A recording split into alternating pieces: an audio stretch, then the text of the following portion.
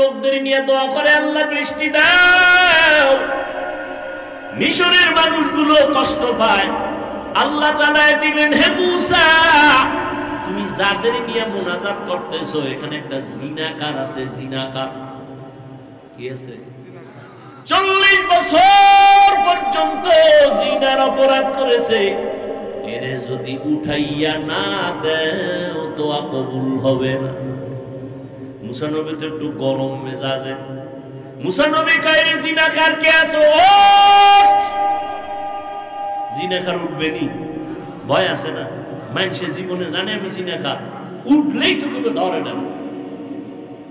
মুসা নবীকে উঠবি না আল্লাহর থেকে নাম ঠিকানা লয়ে কান ধরে টান মারবো? আরো ভয় পাই। এখন বয়ে বসে কানবে আল্লাহর কাছে, তাও তো না। পাশের লোককে বে কান্দ কেন? তুই মনে হয় ভয়ে প্রকম্পিত, উঠিয়াও যাইতে পারে না, কানতেও পারে না। এবার কলবের কান্না শুরু করছে। দিলটারে আমার মালিকের দিকে ঘুরায় কয়, হে মালিক 40টা বছর আমি জিনা করি তুমি জানো, মুসা নবী পর্যন্ত জানে না। 40 বছর তুমি রহমতের পর্দা লাগায় আমারে হেফাজত করছো, আজকে তুমি আমারে বেইজ্জতির রাস্তায় ফিরে দিও না। আমি এমন তওবা করলাম জীবনে কোনোদিন আর কোনোদিন গুনাহ করব না। এমন কান্না কলব দিয়া দিছে আমার মাওলা কয়, ও মিকাইল ফেরেশতা আমার নবীর দোয়াটা কবুল করে নিলাম, বৃষ্টি দেওয়া শুরু করো। মুসা নবী তো আল্লাহরেও দইরা লাইছে, আল্লাহই মাত্র বললা জিনাকার না উঠলে দিবা না, জিনাকার তো উঠে না আবার দিলা কেন? আল্লাহ কয়, মুসা যার কারণে বলছি বৃষ্টি দিব না তার কারণেই দান করলাম। এটা কেমন কথা? কয় এটাই কথা। ও মুসা তুমি জানো না আমার একটা নাম রহমান, আমার এক নাম গফফার। একটা বাচ্চা যখন হাজারো অন্যায় করে মায়ের কাছে গিয়া কান্না করে, আম্মু আমারে মাফ করে দাও, মায়ের কলিজায় মায়া বাইরা যায়, বাচ্চাটারে কোলের মধ্যে জড়ায় কয়, মা আর কাঁদিস না, তোরে মারবো না। একটা ছাত্র অন্যায় করে শিক্ষকের কাছে যখন কান্না করে, হুজুর আমারে মাফ করে দেন, আমি আর কোনোদিন অন্যায় করব না, এমন কোন শিক্ষক নাই তারে দয়া না করে। ও আল্লাহর বান্দারা, ও গুনাহগারেরা, আজকে তুমি আমি কত গুনাহ করেছি, আমার গুনার খবর আমার মা জানে না, ভাই জানে না, স্ত্রী জানে না, অথচ আমার মাওলায় জানেন আমার গুনার কারণে আমার হাত না পাক, আমার চোখ না পাক, আমার জিহ্বা না পাক, আমার অন্তর না পাক। আল্লাহর কাছে যদি কান্না করে বলতে পারি, হে মালিক আর গুনাহ করব না, দয়া করে মাফ করিয়া দাও, শিরকের গুনাহ, কবিরা গুনাহ, কুফরি গুনাহ আর করব না, মাফ করো। একটা বাচ্চার কান্নায় যদি মায়ের মায়া বাড়ে, একটা ছাত্রের কান্নায় ওস্তাদের মায়া বাড়ে, আমার মাওলার মায়াটা কি কম? বান্দা যখন আল্লাহ বলিয়া জিহ্বা দাঁড়াইয়া ডাক দেয়, আমার মাওলার কুদরতি মুহাব্বতে জোশ, আমার মাওলার মুহাব্বতের সাগরে তুফান, আমার মাওলা কুদরতের হাত বাড়াইয়া কয়, ও বান্দা তুই কি পরিমাণ গুনাহ করছো, পাহাড় পরিমাণও যদি গুনাহ কর আমি মাওলা তোরে আর ফিরাইয়া দিব না। আমারে যখন তুই ডাক দিছো, আমি মাওলার ছেলে নাই মেয়ে নাই, আমি আদর করে তোদের বানাইছি। ও বান্দা তুই এত গুনার পরে আমি আল্লাহ রাগ করিয়া পানি বন্ধ করি নাই, তোর গুনার কারণে আমি আল্লাহ রাগ করিয়া খানা বন্ধ করি নাই, আমি আল্লাহ রাগ করিয়া তোর গুনার কারণে বাতাস বন্ধ করি নাই, সূর্যের আলো বন্ধ করি নাই, চাঁদের আলো বন্ধ করি নাই। ও বান্দা ফজরে তোরে ডাকা হয়, আয় আল্লাহরে ডাক দে, আসরে ডাকা হয়, যোহরে ডাকা হয়, মাগরিবে ডাকা হয়, হাইয়া আলাল ফালাহ, হাইয়া আলাস সালাহ, মাওলার এসে সিজদা কর। যখন আসো না, আমি মাওলার কুদরতি অন্তরে যে কি মায়া, যখন তোরে 5 বার ডাকার পর তুই আসো নাই, আল্লাহ তখন প্রথম আসমানে নিজে আইসা হাজির। আল্লাহ বলে আমি আরশে আজিম থেকে প্রথম আসমানে আসলাম তোর মুহাব্বতে ভরিয়া, এখন আর তুই ডাকিস না, আমি আল্লাহ নিজে তোরে ডাকতেছি। আলা বিল মুস্তাগফিরিন ফাআগফির আলা, আলা বিল মুস্তারজিকিন ফাআরজুকা। ও বান্দা, কি গুনাহ করছো? আমি গভীর রজনীতে প্রথম আসমানে হাজির হয়ে গেলাম, এখন সবাই ঘুমায়, ঘরের ভেতরে সবাই ঘুম, গাছের পাখিরা ঘুমায়, জঙ্গলের পশুরা ঘুমায়, নদীর মাছ ঘুমায়, আমি মাওলা এখন আসছি নীরব সময়, আমার একটু ডাকার মতো ডাক দাও। আমি আল্লাহর কাছে চাওয়ার মতো চাও, আমি আল্লাহ যদি তুমি চাইতে পারো দেওয়ার জন্য তৈয়ার হয়ে গেলাম। উদউনি আস্তাজিব লাকুম। বান্দা যখন আমার কাছে চাইবা আমি দিতে দেরি করব না। ও পর্দার আড়ালের আম্মা জানেরা, ও বৃদ্ধ বাবাজিরা, ও কলিজার যুবক বাবারা, আমার মাওলার কাছে কোনোদিন চাওয়ার মতো চাইছনি? আমার মাওলা তোমারে ডাকছে, তুমি যাও না, এখন প্রথম আসমানে ভোর রাত্রে আমার মাওলা হাজির। আমার আল্লাহ চায় তোমারে মাফ করিয়া দিবেন, আমার আল্লাহ চান তোমাকে জান্নাতি বানাইয়া কবরের বিছানায় শোয়া দিবেন, কারণ আমার মাওলা জানেন আমরা বড় দুর্বল, সূর্যের গরম সইতে পারি না। এই সূর্য কিয়ামতের দিন মাথার উপরে যখন আসবে কেমনে সহ্য করবা? জাহান্নামের আগুন সহ্য করা যাবে না।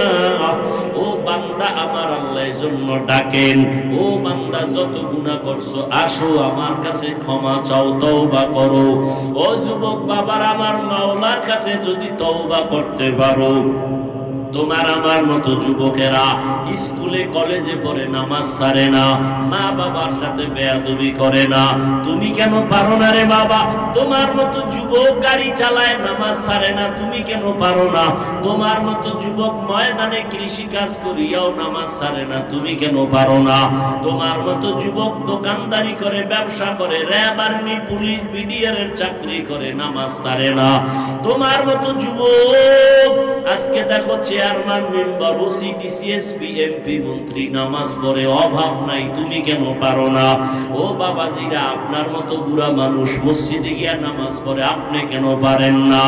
ও পর্দার আড়ালের আম্মা জানেরা, আপনার মতো কত মা পর্দা করে, স্বামীর মাল হেফাজত করে, নামাজ পড়ে, আপনি কেন পারবেন না?